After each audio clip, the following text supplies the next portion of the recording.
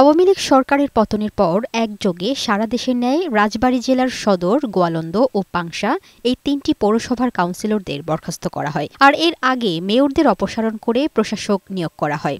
একইভাবে পৌর এলাকার বিভিন্ন পর্যায়ের কর্মকর্তাদের নিয়োগ করা হয় কাউন্সিলর হিসেবে। এরপর থেকেই পৌরসভায় নাগরিক সেবা পেতে হয়রানির শিকার হতে হচ্ছে পৌরবাসীদের।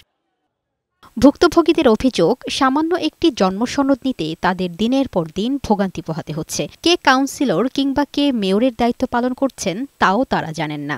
2 সপ্তাহের উপর হয়ে গেল, এই আসি, আজ না কাল, সকাল না বিকাল, এই তো অবস্থা।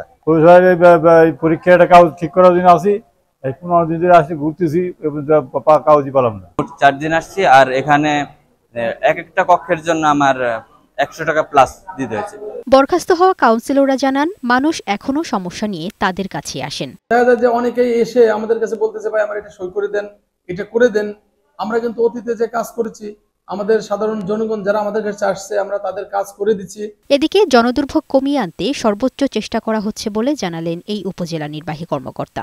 আমরা আমাদের সময়টাকে ভাগ করে নিয়েছি। কিছু সময় আমরা পৌরসভায় দিচ্ছি, কিছু সময় আমরা উপজেলায় বা অন্য আমাদের মূল দপ্তরে দিচ্ছি। সেক্ষেত্রে জনগণের সাথে আমাদের যোগাযোগের মাত্রা কিছু কমলেও আমরা আমাদের দিক থেকে চেষ্টা করে যাচ্ছি যাতে তারা সর্বোচ্চ সেবাটুকু আমাদের কাছ থেকে পায়। লামিয়া আক্তার, বৈশাখী সংবাদ।